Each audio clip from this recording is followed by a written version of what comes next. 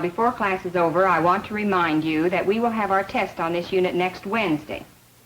This test will be based on the work of the past 6 weeks. Next Wednesday? I would advise you to pay attention to Silas Marner, Julius Caesar, and the Idols of the King. It will be an essay-type test. There's the bell.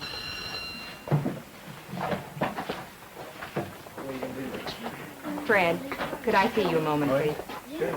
You looked a little startled when I mentioned the test for next week, Fred. No, I was just thinking about how much work I have to do between now and Wednesday. You shouldn't have too much to do. You've been keeping up with your work.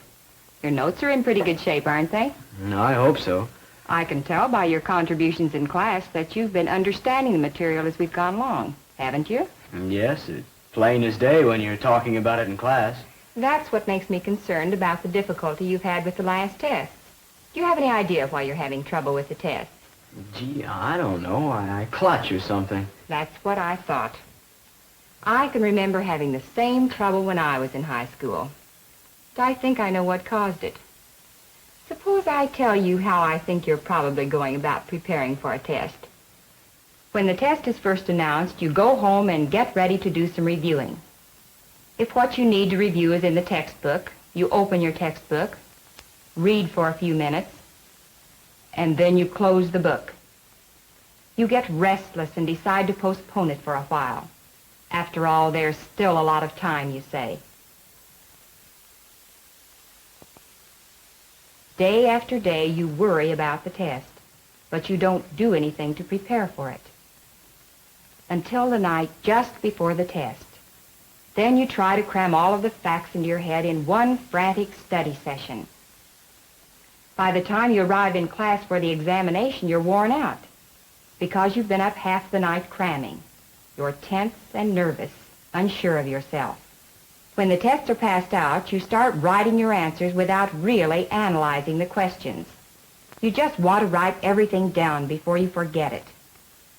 Of course you don't do as well as you should, and the grade you receive isn't a good indication of how much you know or of your ability to understand the subject. Am I right, Fred? And that's about it. But I'm not going to wait around at the last minute to start reviewing for this test. That's good, Fred. Now, let me tell you some things that will help you get ready for and take any test. Maybe tests aren't popular, but they are necessary and justified. They help you to sum up what you have learned, and they let you know how well you're doing. They also help your teacher to know how good a job she's doing, whether she's getting the information across to you. When a test is announced, begin preparing for it right away, even while you're still in class. Listen carefully to the teacher's explanation of what the test is to be about, what it's to cover. Write this down in your notebook for reference in your reviewing.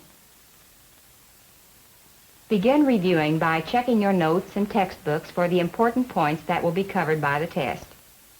Organize those main points and ideas so you'll remember them.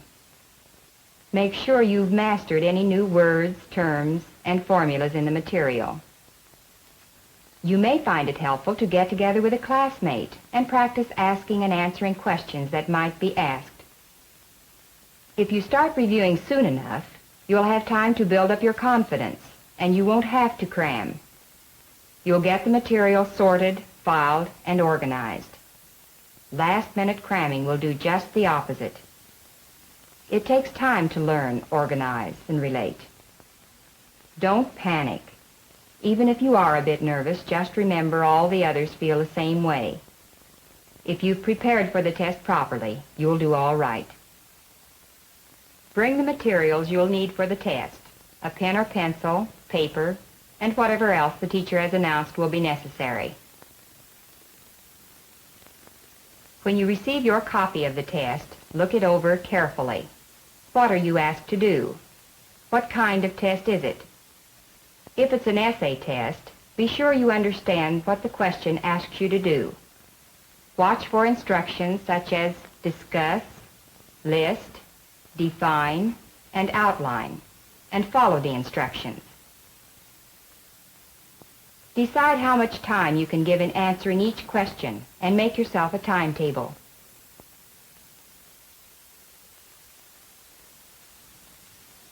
Then organize your thoughts. Think out and jot down the main points of each answer. Your answers count most, but don't forget that neatness, organization, spelling, and grammar also count on an essay test.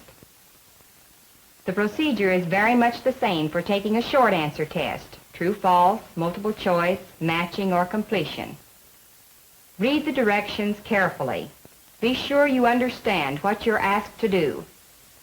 If it's a true-false test, look for clues in the wording of the questions. Watch out for words such as always, never, often, and usually. The teacher isn't trying to trick you, but those words will influence your answer. If it's a multiple choice test, weigh your answers carefully. Mark the choice that is the best answer. If a question stumps you, skip over it and come back to it later. Answer as many questions as you can as fast as you can. Then come back to the questions you skipped over the first time. The answer may come to you the second time. If you have any time left, check your answers and make sure you have answered every question to the best of your ability. A test is valuable to you and your teacher only when it reflects your knowledge of the material covered.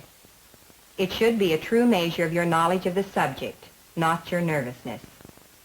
When you know how to prepare for and take a test, you can feel sure that what you hand in is a good measure of your knowledge and ability. Give it a try, Fred, and see if it doesn't result in an improvement. Well, I don't have much to lose. The system I've been using sure hasn't worked. We'll discuss the test more in class tomorrow. That'll give you a chance to check up on your method. Good. And thanks for the help. That's why I'm here, Fred, to help you. And remember, start preparing in time. Tonight. Fred took the advice. He began preparing during the discussion of the test. He listened carefully to the explanation of what the test would cover, what it would be about. Fred didn't panic as he reviewed for the test. He started in plenty of time to build his self-confidence, so he didn't have to cram. He used his notebooks, textbooks, and other reference materials to review the main points of the subject matter. He organized those important points and ideas carefully. He made sure that he understood the new words and terms. When he had this information firmly in his mind, he and a classmate practiced answering questions that might be asked. On the big day, Fred brought with him the materials he'd need: pencil and paper. When he received his copy of the test, he first studied the directions. He knew what kind of test it was, what he was asked to do. He decided how much time he could spend in answering each question, and then, before he wrote anything, he organized his ideas and made a rough outline.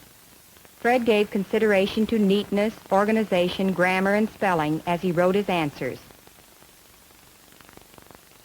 After he'd completed the test, he checked his answers before turning in his paper.